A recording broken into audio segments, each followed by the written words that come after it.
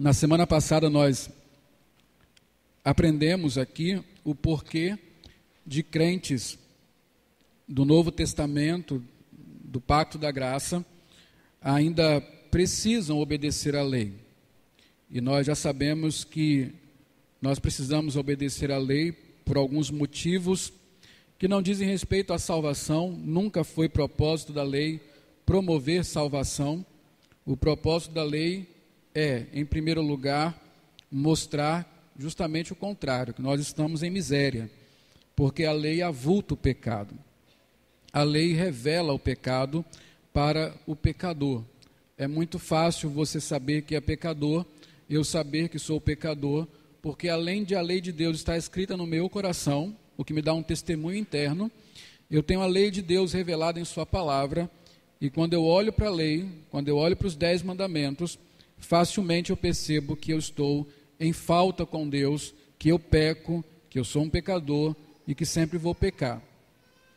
Depois disso, a lei tem a função de pôr freios, porque ela traz consigo ameaças para quem peca. A lei ela não é apenas um informativo do que está errado, ela diz também que aquele que está errado, aquele que está em pecado, este merece punição, e a punição da lei é sempre a morte. É por isso que o salário do pecado é a morte. Para o não cristão, o não regenerado, aquele que não conhece a Deus e a sua graça, quando ele se depara com a lei, ele e as suas ameaças, por medo das ameaças, ele refreia o seu pecado. E esta é uma função da lei, frear o pecado na humanidade. Por fim, especialmente para nós cristãos, a lei tem o propósito, a função de mostrar qual é o caminho a seguir, o estilo de vida a se viver. E esta é a função da lei, principalmente para aqueles que são regenerados e salvos. É por isso que nós obedecemos à lei. Além disso, o Novo Testamento, ele reafirma a lei. Quando Jesus diz que nenhum tio vai passar, que até que o mundo chegue à sua consumação, até que ele retorne, nada do que está na lei passará. Pelo contrário, tudo deve ser cumprido. Então, e Jesus dá o espírito da lei, quando lá no capítulo 5 de Mateus, ele prega sobre as bem-aventuranças e como é a lei para aqueles que foram redimidos. Portanto, meus irmãos, nós temos obrigação com os 10 mandamentos. Nós temos deveres a serem cumpridos, porque os 10 mandamentos são a vontade de Deus revelada para o seu povo. É a maneira como Deus quer que nós vivamos. Êxodo 20, de 1 a 3, nos dá então o primeiro mandamento. Diz assim, leia junto comigo, Êxodo 20, de 1 a 3. Então falou Deus todas estas palavras: Eu sou o Senhor teu Deus, que te tirei da terra do Egito, da casa da servidão. Não terás outros deuses diante de mim. Este é o primeiro mandamento. Não terás outros deuses diante de mim. Antes de entrar propriamente no primeiro mandamento, eu quero mostrar para os irmãos os princípios para uma nova vida. É o que a lei é. A lei são princípios para uma nova vida, uma nova realidade, um novo relacionamento entre Deus e o seu povo. A lei ela está dentro de uma aliança entre Deus e esta nova geração de hebreus que está em peregrinação até a terra prometida. Só que a aliança em si não é nova. A aliança é aquela que ele fez com Abraão, de ser o Deus deles e o Deus dos filhos deles. E Deus não faz relacionamentos sem compromisso. Para Deus não existe intimidade sem que antes haja comprometimento. E é por isso que quando Deus quer relacionar-se com o seu povo, ele faz um pacto, ele regula o relacionamento. E desta feita, Deus acrescenta a lei como sendo o princípio que regerá esse relacionamento de Deus com o seu povo. Êxodo, no capítulo 19, abra sua Bíblia. verso de 5 a 6, nos dá um entendimento do que a lei significava para Israel naquele momento. O que Deus intentava com aquela lei, com os 10 mandamentos e todo o complexo de leis que foram reveladas no Monte Sinai. Leia comigo. Êxodo 19, 5 e 6. Agora, pois, se diligentemente ouvirdes a minha voz e guardardes a minha aliança, então sereis a minha propriedade peculiar dentre todos os povos, porque toda a terra é minha. Vós me sereis reino de sacerdotes e nação santa. São estas as palavras que falarás aos filhos de Israel. Então você observa aí Deus estabelecendo a aliança, que é chamada aliança do Sinai, essa dos 10 mandamentos. E aí você observa a obrigação. Qual é a obrigação que aquele povo tem? Se você olhar aí no miolo, metade do versículo 5 e 6, então sereis, essa é a promessa, melhor dizendo, o começo do versículo 5, se diligentemente ouvirdes a minha voz e guardardes a minha aliança. Essa é a obrigação que Deus tem com aquele povo. Ele quer que o povo ouça e obedeça as palavras que ele irá pronunciar logo mais adiante, depois que ele fala isso aqui. Qual é a promessa? A promessa é a mesma que está lá em Gênesis 17, quando Deus faz o pacto com Abraão. Ele diz assim: então sereis a minha propriedade peculiar entre todos os povos, porque toda a terra é minha. Quando Deus fez uma promessa, o pacto com Abraão, ele prometeu que seria o Deus deles. Logicamente, isso tem a contrapartida, que é que eles seriam o povo de Deus. E Deus diz que isso vai acontecer, esse relacionamento será consolidado se Israel for obediente aos princípios da nova vida, que não é mais a vida no Egito, mas a vida em liberdade, de peregrinação até a terra prometida. Se Israel ouvir a voz de Deus, se Israel for obediente, então eles serão o povo exclusivo de Deus, e Deus será o Deus deles e o Deus dos filhos deles. Os princípios, então, são novos. E por que são novos princípios? Israel, os hebreus, naquela ocasião, já tinham vivido muito tempo no Egito. A cultura no Egito é completamente diferente da cultura que Deus quer para o seu povo.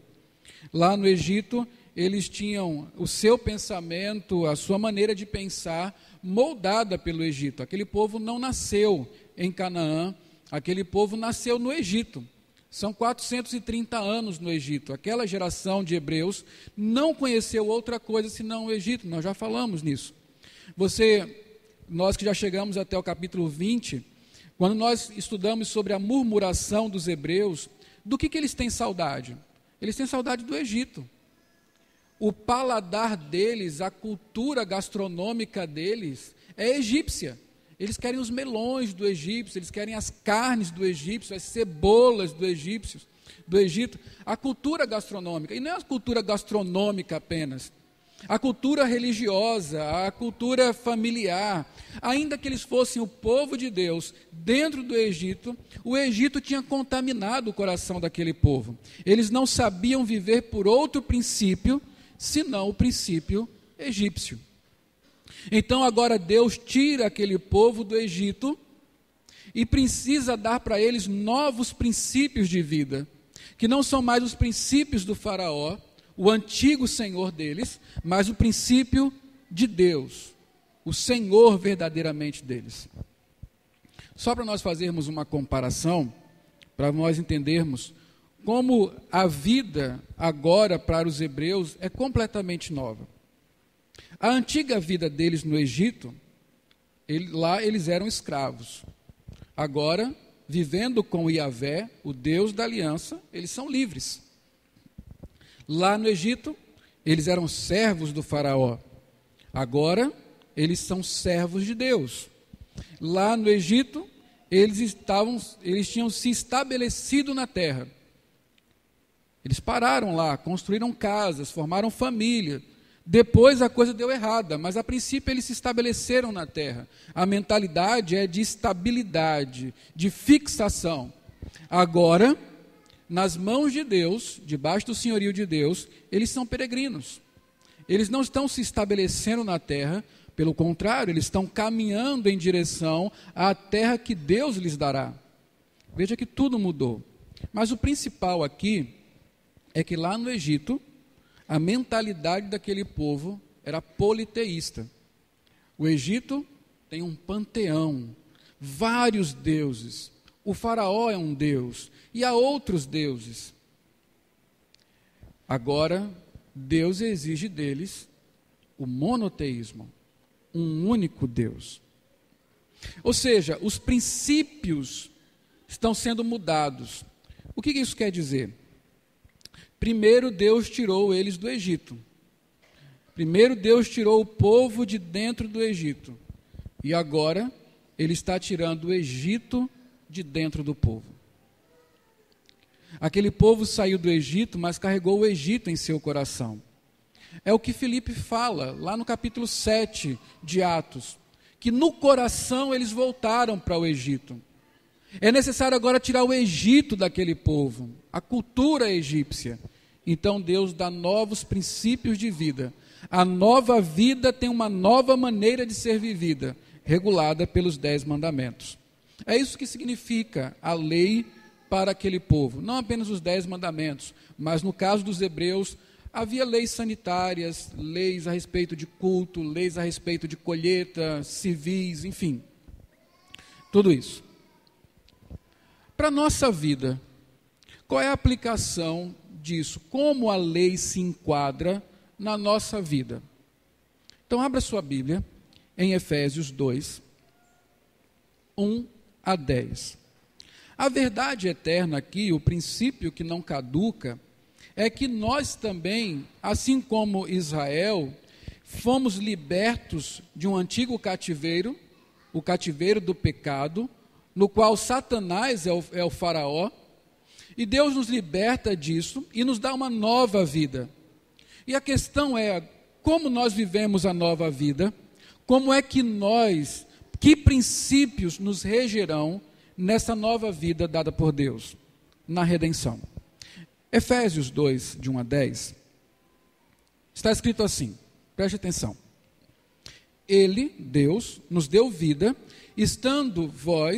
vos deu vida, estando vós mortos nos vossos delitos e pecados, nos quais andaste outrora, segundo o curso deste mundo, segundo o príncipe da potestade do ar, do espírito que agora atua nos filhos da desobediência, entre os quais também todos nós andávamos outrora, segundo as inclinações da nossa carne, fazendo a vontade da carne e dos pensamentos, e éramos, por natureza, filhos da ira.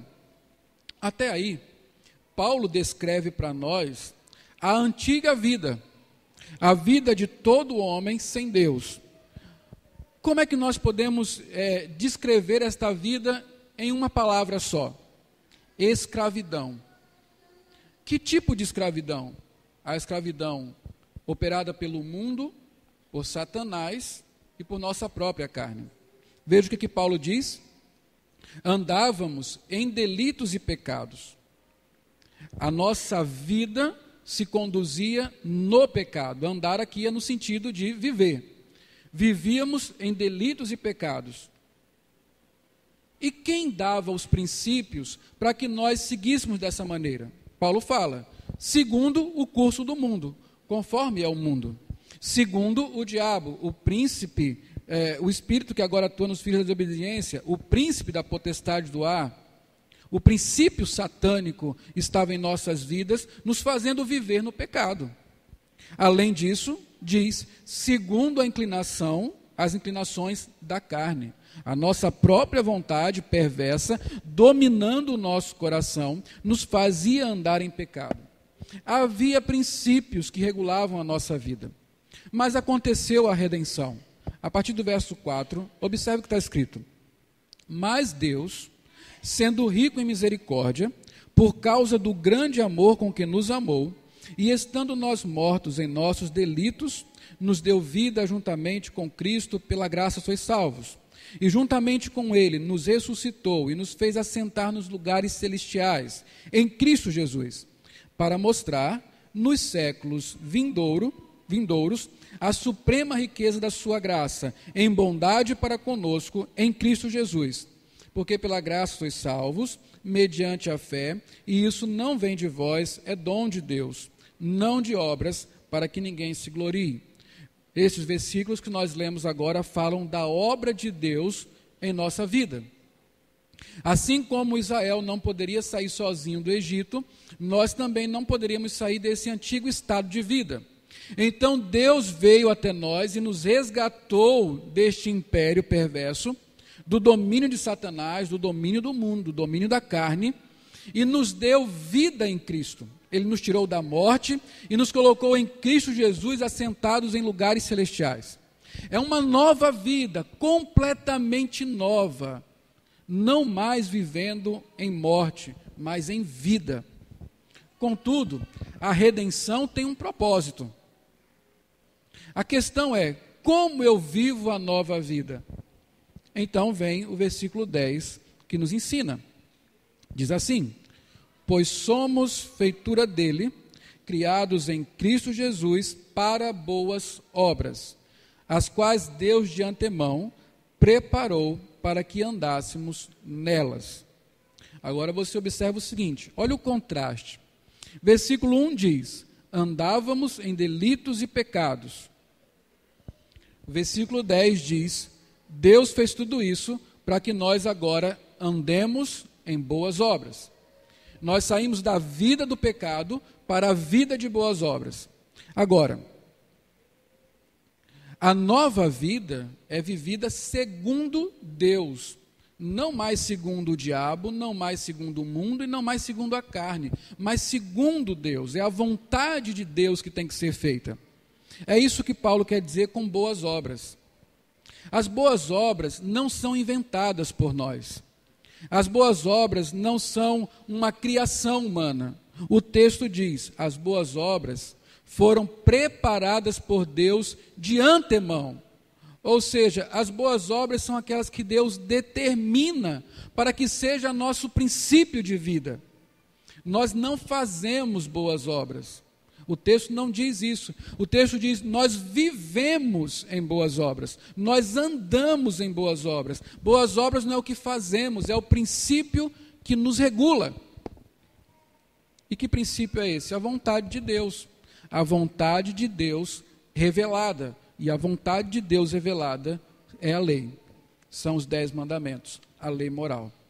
Assim como os hebreus, saindo do Egito com uma nova vida, precisavam ter novos princípios, nós também, uma vez escravos do pecado, redimidos por Cristo, no gozo de uma nova vida, precisamos de princípios para viver essa nova vida. E quais são esses princípios? A lei de Deus. É por isso que nós cristãos não somos salvos pela lei, mas temos a lei como nosso estilo de vida.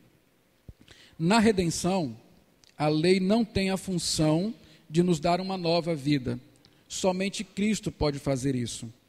Mas a lei tem a função de nos ensinar a viver a nova vida. É por isso que nós devemos obediência à lei do Senhor. Bem, vamos então para o primeiro mandamento. Agora você já sabe que para viver uma nova vida, você precisa obedecer à lei do Senhor. Observe uma coisa, tanto lá em Israel, lá na libertação do Egito, quanto para nós, a lei é posterior à redenção. O que eu quero dizer com isso? Deus não falou assim para eles. Lá no capítulo 4, quando eles começaram, lá no capítulo 3, quando eles começaram a clamar por salvação, Senhor, nós estamos sofrendo, Deus não falou assim para eles, olha, eu vou dar para vocês uma lista de mandamentos, se vocês obedecerem tudo certinho, durante mais ou menos uns 40 anos, eu vou tirar vocês do Egito e vou levar para uma nova terra. Não. A redenção veio primeiro. Deus primeiro operou a salvação e depois disse para eles, para vocês continuarem, vocês precisam de um novo princípio de vida. A mesma coisa se dá conosco. Deus não fala assim, olha, para vocês serem salvos, vocês primeiro precisam obedecer à lei. O que Deus fala é o seguinte, uma vez que eu salvei vocês, vocês têm que obedecer à lei. Então, a lei é uma obrigação para aqueles que estão na nova vida com Cristo. A nova vida não se é experimentada nem evidenciada se não houver antes obediência à lei do Senhor. Comecemos então com o primeiro mandamento. Não terás outros deuses diante de mim. É o versículo 3, primeiro mandamento. E ele não é o primeiro à toa. Ele não é o primeiro simplesmente porque não havia nada melhor para colocar no lugar. É porque ele é o mandamento fundamental. É aquele que dá sustento a toda a lei. Ou seja, quem fracassa no primeiro mandamento, fracassa em toda a lei.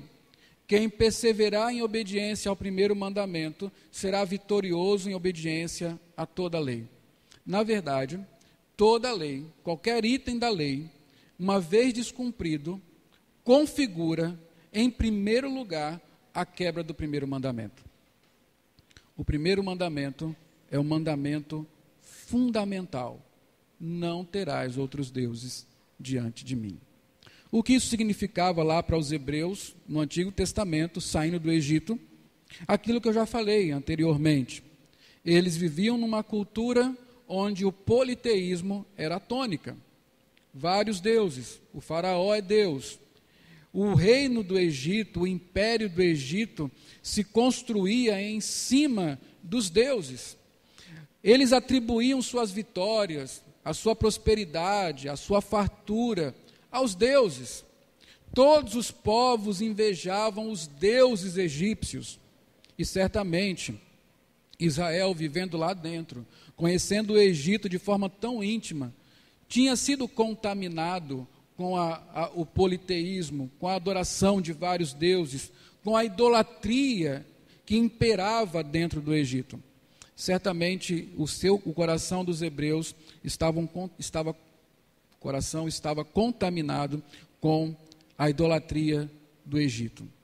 Então Deus, quando regula o relacionamento, quando entra em aliança com esse povo, que ele redimiu, ele estabelece um mandamento fundamental. A partir de agora, vocês não podem ter outros deuses. Vocês só podem ter um Deus. Vocês não podem profanar a minha presença com qualquer tipo de idolatria. Só há um Deus, eu sou este Deus. E vocês devem adoração somente a mim. Vocês não podem ter outro Deus diante de mim.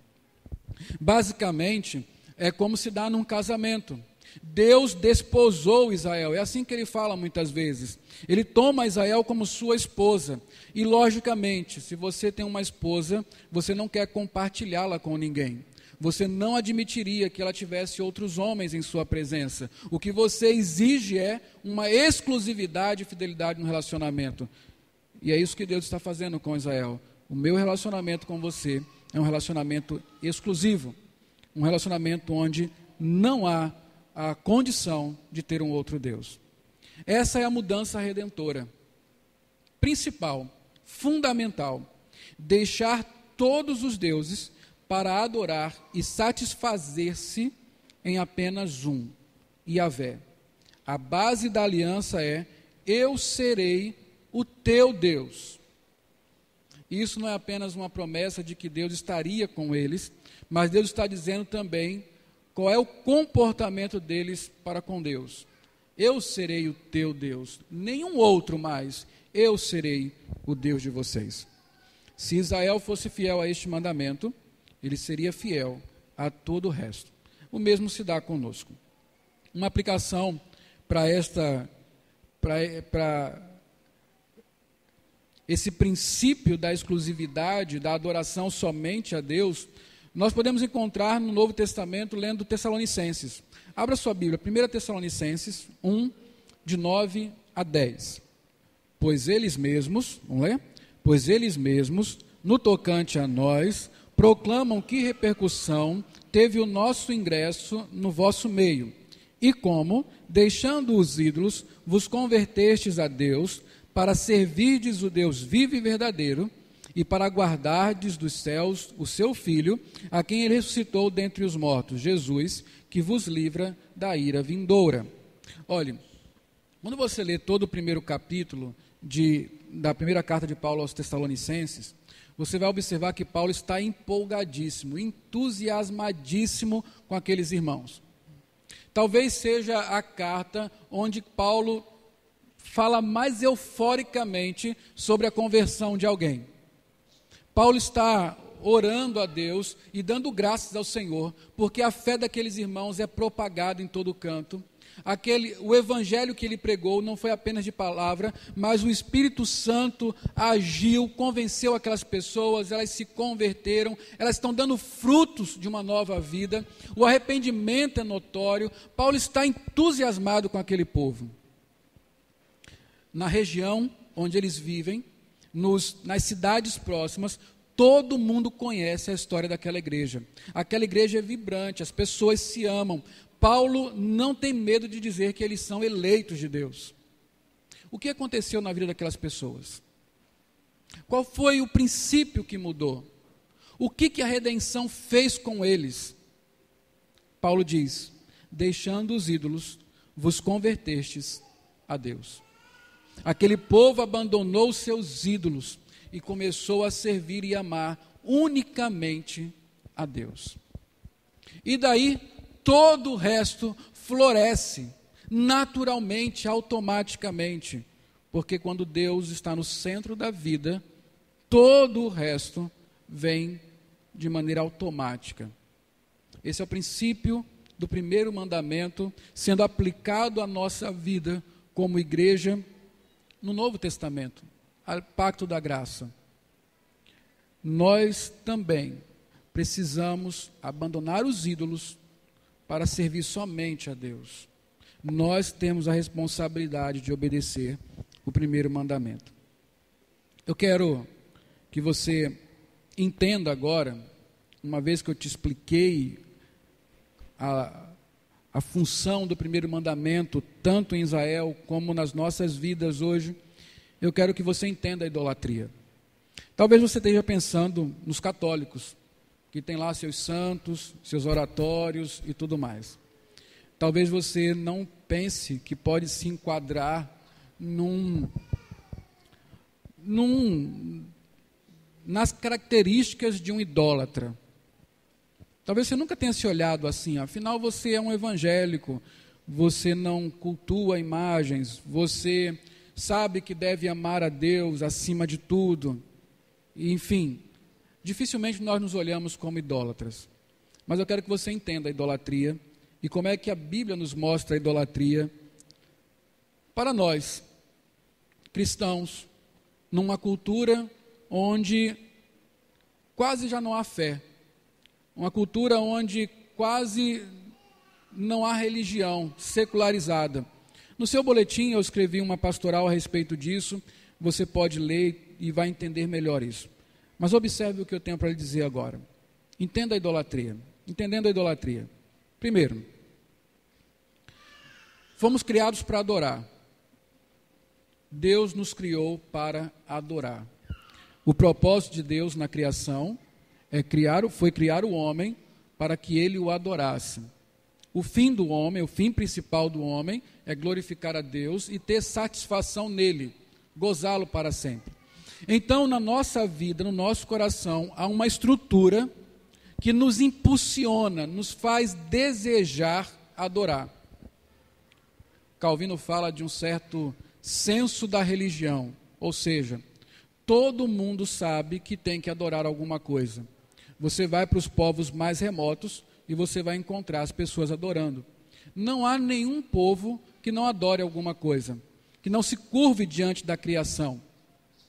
Inclusive nós, urbanos, ocidentais e tudo mais.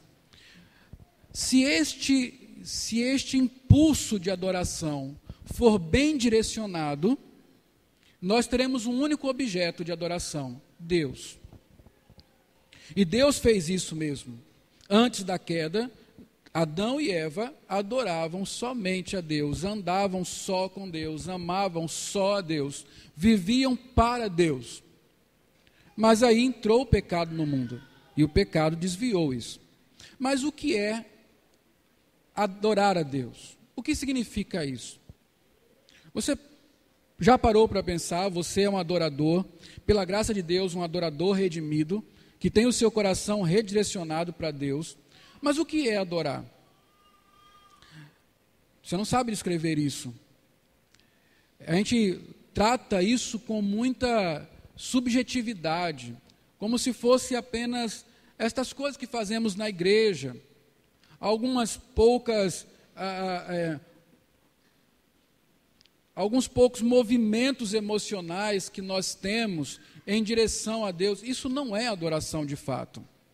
Adoração exige pelo menos 4 coisas.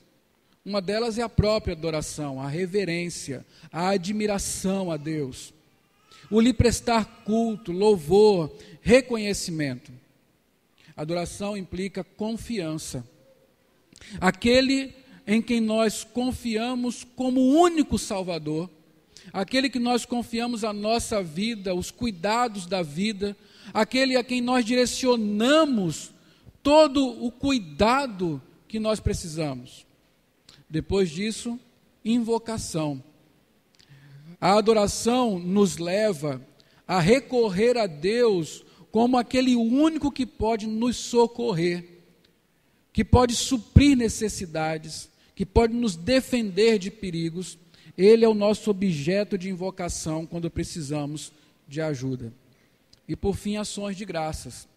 Tributamos a Deus, atribuímos a Ele todo o bem que nos é dado. A adoração é isso. Quando direcionamos a Deus a nossa adoração, nossa confiança, a invocação e as ações de graças. Mas, como eu falei, a queda chegou e com a queda o desvio. O nosso coração feito para adorar recusa-se agora a adorar a Deus e busca adoração em outra coisa qualquer. Busca dedicar adoração a qualquer coisa.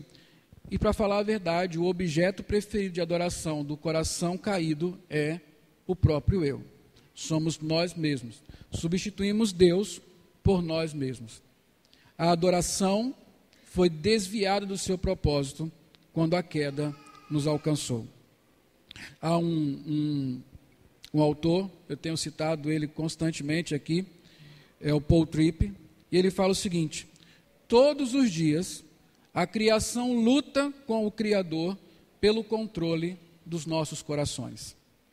Há uma guerra sendo travada neste momento e todos os dias em nosso coração, pelo controle dele. Dependendo de quem controla o coração, eu sou qualificado como um idólatra ou como um adorador que adora a Deus em espírito e em verdade. Se é a criação que me domina, eu sou um idólatra. Se é o Criador que me domina, eu sou um adorador de Deus em espírito e em verdade. A esperança vem porque a redenção redireciona o coração para adorar somente a Deus. É por isso que hoje você, redimido do Senhor, está aqui para prestar culto a Deus somente, e somente a Ele. Mas ainda assim, nós podemos incorrer em idolatria. A idolatria sem ídolos. A idolatria sem ídolos. Você sabia disso? E esse é o pior tipo de idolatria. Aquela onde você não tem um oratório em casa, onde você não participa de uma cultura zen, com os deuses aí dos orientais.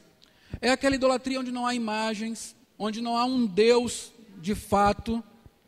É a idolatria que acontece somente no coração. O coração humano é uma fábrica de ídolos. Nós criamos ídolos constantemente e nos curvamos diante deles. O seu coração, ele tem a propensão de adorar, e ele adora qualquer coisa que lhe pareça interessante. Desde uma criancinha até um adulto, todos adoram. A questão não é se eu adoro ou não, a questão é quem eu adoro. Quem é aquele a quem eu vou adorar? Esta é a questão aqui nesse momento. Segunda coisa, a idolatria reside no coração. Abra sua Bíblia, Efésios 2:3. Efésios 2:3. Abra sua Bíblia aí. Quando eu digo que a idolatria é ligada ao coração, eu quero dizer para você que a idolatria tem a ver com os seus desejos, com a sua vontade. Lembre que Paulo, lá em Efésios, no capítulo 2, fala que quando nós estávamos mortos em delitos e pecados, nós vivíamos para fazer a vontade da carne e dos pensamentos. Quem é que lhe escraviza? Quem é que nos escravizava? A nossa vontade, os nossos desejos. E são justamente os desejos que nos transformam em idólatras. Os nossos desejos podem ser transformados em ídolos em nosso coração. Efésios 2:3, abra sua Bíblia e leia comigo, por favor. Entre os quais também todos nós andávamos outrora, segundo as inclinações da carne, fazendo a vontade da carne e dos pensamentos, e éramos por natureza filhos da ira, como também os demais. Qual é o grande problema aqui? Fazer a vontade da carne. A idolatria é a escravidão da vontade, quando os desejos dominam no lugar de Deus. Tiago 4:1, abra sua Bíblia. De onde procedem guerras e contendas que há entre vós? De onde? Senão dos prazeres que militam na vossa carne. A palavra prazeres aí é no original desejo. O que nos impulsiona a fazer o que fazemos? São os nossos desejos. Os nossos desejos, se dominarem o nosso coração, também dominarão a nossa vida. E aí você começa a entender que a idolatria, para nós que não temos ídolos, acontece no nosso coração quando os nossos desejos são maiores do que Deus. Quando aquilo que desejamos e a satisfação desses desejos ocupam um espaço em nossa vida e colocam Deus na margem. Quando nós estamos mais preocupados em satisfazer a nossa vontade do que a vontade de Deus. Se meus desejos e a satisfação deles me desviam de Deus e me fazem pecar, eu me tornei um idólatra. Eu quebrei o primeiro mandamento. Como é que eu sei disso? Há um outro autor chamado David Powlison. Ele fala o seguinte: como é que eu sei que um desejo se tornou um ídolo para mim? Como é que eu sei que agora eu estou me curvando diante dos meus desejos? É muito simples. Se, para satisfazer um desejo, eu estou disposto a pecar e efetivamente peco, esse desejo para mim é maior do que Deus. Ele se tornou um ídolo na minha vida. Se a não satisfação desse desejo me faz pecar, esse desejo se tornou um ídolo na minha vida. Deixa eu te dar um exemplo. Está no boletim, talvez seja o exemplo mais claro na Bíblia. A história de Raquel, esposa de Jacó. Raquel era estéril e não tinha filhos, logicamente. Um dia ela chega para Jacó e fala: me dê filhos, senão eu morro. Eu quero filhos. Se eu não tiver filhos, eu morro. O que ela está dizendo nas entrelinhas? Se eu não tiver filhos, a minha vida simplesmente não tem sentido. Eu nunca estarei satisfeita se eu não tiver filhos. Filho para mim é aquilo mais importante, é o que vai satisfazer a minha alma, é o que vai dar razão para a minha vida.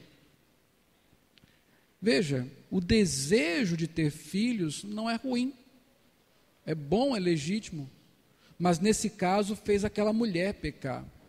E nós vamos vendo na história daquela mulher, nos nomes que ela dá aos seus filhos, na sua reação por cada nascimento que ela tem, como ela é uma idólatra, porque ela não atribui louvor a Deus, pelo contrário, ela glorifica-se em si mesma.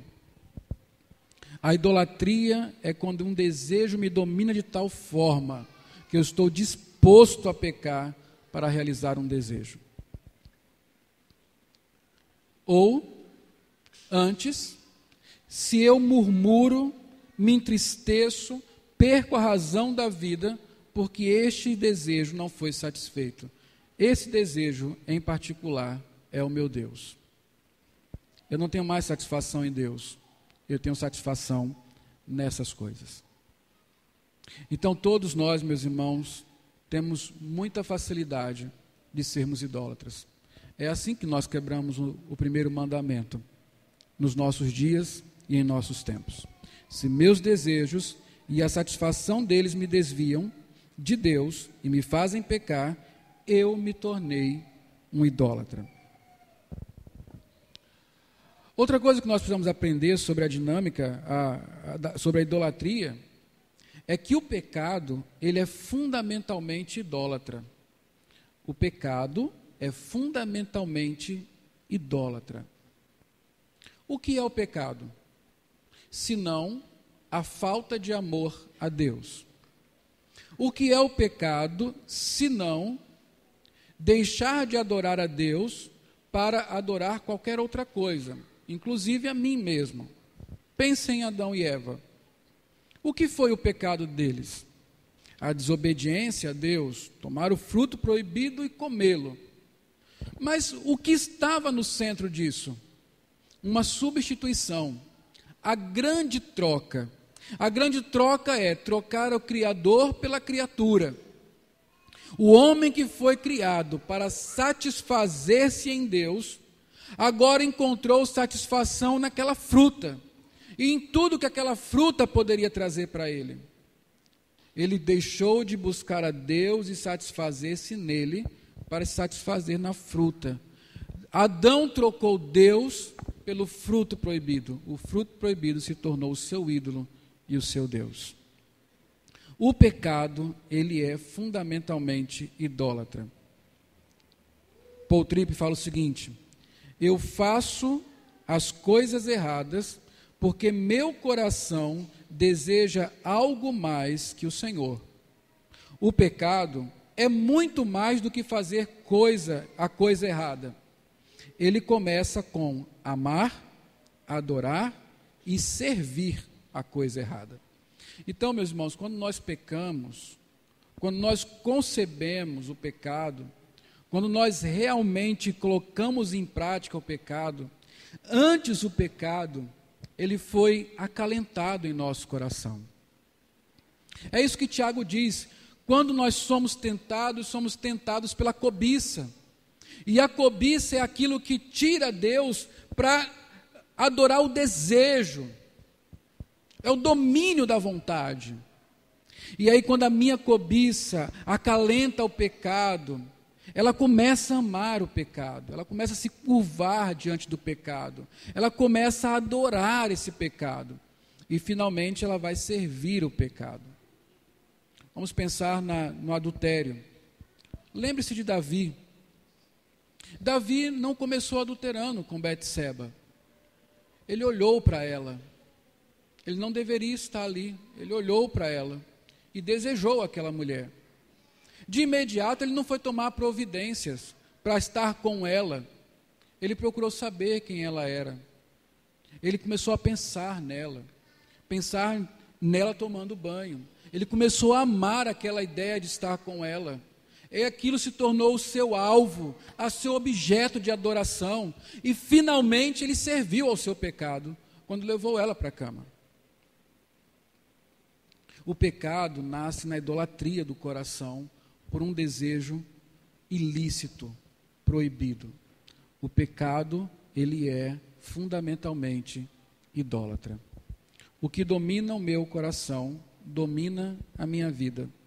O que eu desejo mais do que Deus é o meu ídolo.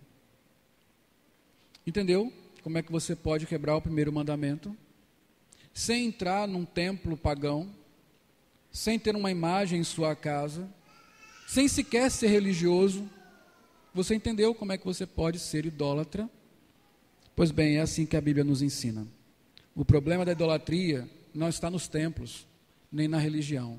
A idolatria está no coração. Para nós resumirmos, o que proíbe o primeiro mandamento? Com base no que nós aprendemos aqui, o primeiro mandamento proíbe que eu ame, deseje e busque satisfação em qualquer outra coisa ou pessoa que não seja o Senhor somente. O primeiro mandamento me proíbe buscar, amar, desejar e buscar satisfação em qualquer outra coisa ou pessoa que não seja Deus somente. Então, se você hoje está com aquele pensamento que você tem alguma coisa, você tem que realizar alguma coisa, se você não tiver essa coisa, se essa coisa não acontecer, a sua vida perdeu o sentido. Se hoje você não tem alegria porque você está focado em alguma coisa que não seja Deus, se hoje você não está satisfeito porque você não se contenta com Deus apenas, se hoje o objeto do seu amor é algo ou alguém que não é Deus, você é um idólatra. Você é um idólatra. O que requer o primeiro mandamento? O que o primeiro mandamento exige de nós? O contrário, que eu ame, deseje a Deus somente e faça dele minha única fonte de satisfação. Sabe qual é o problema com o desejo? É que o desejo pecaminoso, o desejo lícito que se torna pecaminoso, ele cria a ilusão de que quando eu o realizar, eu estarei satisfeito. Mas você nem precisa ser muito velho, uma criança já entende isso, que desejos não trazem satisfação. Quais dos desejos que você realizou que lhe trouxe satisfação plena? Quais? Quais dos sonhos que você já realizou até aqui que lhe trouxeram a plena satisfação? Nenhum. É a grande ilusão da idolatria. Este Deus não pode fazer nada por mim, Ele não me satisfaz. Eu tenho que buscar a minha satisfação em Deus. Eu tenho que desejar somente a Deus. Abra sua Bíblia, Deuteronômio 6, 4 a 5. Moisés resume as obrigações do primeiro mandamento nesse texto. Deuteronômio 6, 4 e 5. Eu quero que você leia comigo. Ouve, vamos ler? Ouve, Israel, o Senhor, nosso Deus, é o único Senhor. Amarás, pois, o Senhor, teu Deus, de todo o teu coração, de toda a tua alma e de toda a tua força. Agora abra sua Bíblia em Salmo 37, 4.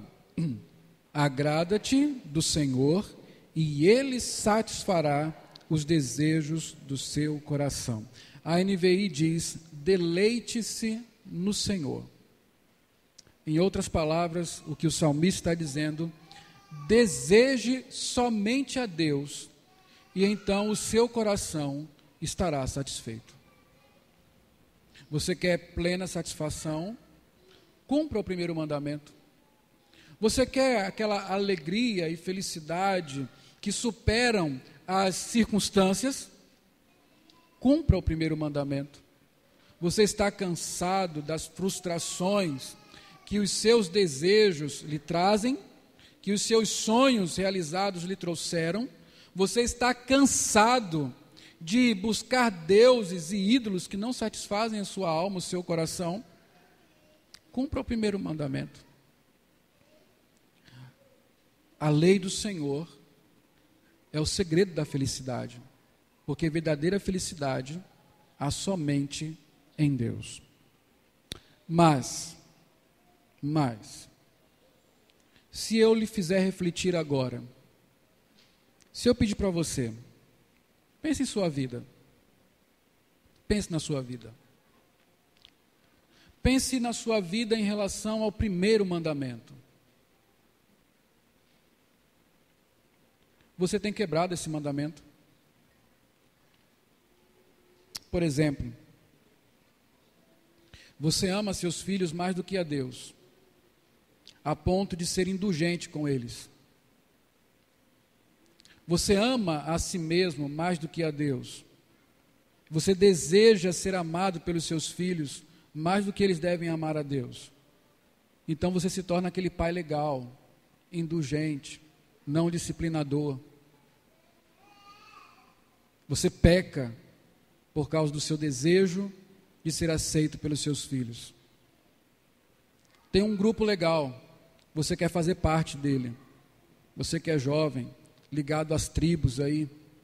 Tem um grupo legal, você quer fazer parte dele. Só que para fazer parte desse grupo, algumas concessões têm que ser feitas. Na maneira de vestir, na maneira de falar, nos lugares onde você vai frequentar.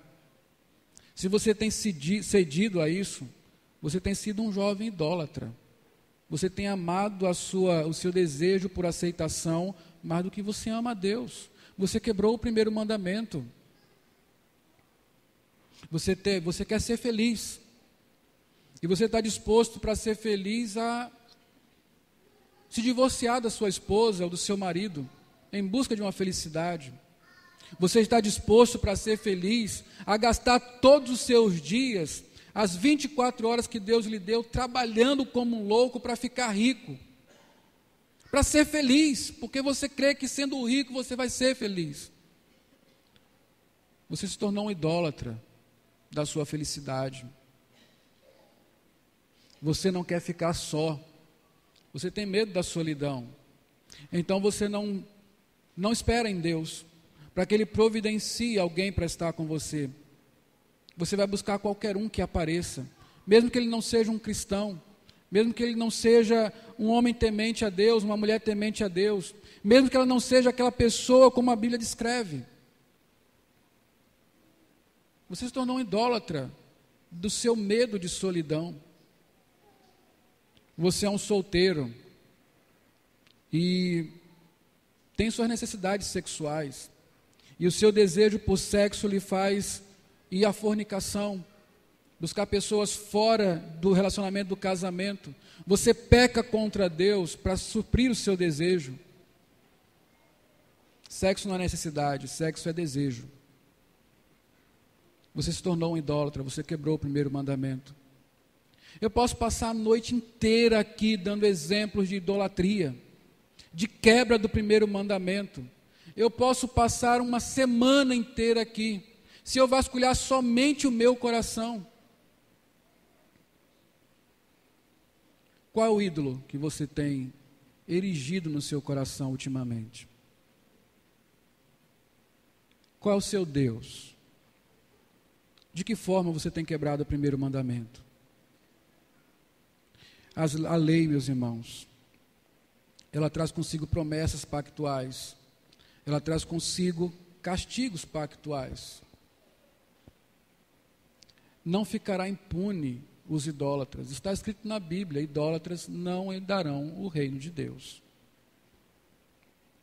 A terrível dinâmica da idolatria é a seguinte: eu primeiro voluntariamente crio um ídolo, e depois esse ídolo me escraviza. Eu não consigo mais sair dele. Eu crio o ídolo voluntariamente, e depois sou escravizado por ele. E aí eu não consigo mais me libertar desse ídolo. Mas há a dinâmica da graça, que é maravilhosa. A Bíblia diz, abra sua Bíblia, é melhor você ler do que ouvir eu falando. Deuteronômio 4, 28 a 29. Só para te dar o contexto, aqui Deus está falando que aquele povo, mesmo ouvindo o primeiro mandamento e todos os 9, eles se tornariam idólatras. E veja o que Deus fala aqui, por meio de Moisés. Vamos ler? Lá servireis a deuses que são obras de mãos de homens, madeira e pedra, que não veem, nem ouvem, nem comem, nem cheiram. De lá buscarás o Senhor, teu Deus, e o acharás, quando o buscares de todo o teu coração e de toda a tua alma. Sabe o que acontece, irmãos? Você criou um ídolo e talvez você tenha chegado à conclusão que hoje você é escravo desse ídolo. Você não consegue se desvencilhar de um pecado em particular. Você não consegue se desvencilhar daqueles princípios mundanos de vida. E quando eu falo mundanos, é a forma como nós dirigimos as nossas vidas segundo os padrões do mundo. A forma como nós pensamos o nosso sustento, a criação dos nossos filhos, o conceito de felicidade que nós temos, enfim. Talvez hoje você não consiga realmente, ainda que tenha compreendido a sua idolatria, não consiga se libertar disso. E essa é uma escravidão mesmo. Mas há uma promessa maravilhosa aqui, que Deus, que é misericordioso, mesmo nós nos entregando ao adultério espiritual, que é a idolatria, Ele diz o seguinte: vocês vão clamar a mim, e quando vocês me buscarem de todo o coração, eu irei até vocês e libertarei vocês dos seus ídolos. Se você hoje está escravizado, se você tem um ídolo, se você tem quebrado o primeiro mandamento, é hora de você curvar-se diante do único Deus vivo e verdadeiro e clamar a Ele. Que Ele venha com a sua verdade libertadora e lhe destrua do seu coração os altares que você ergueu. Que Ele quebre os ídolos que você construiu. E que Ele reine absolutamente em seu coração. Você quer ser feliz? O seu ídolo não lhe vai trazer felicidade. Você quer ser feliz? Ame a Deus de todo o seu coração. Amém.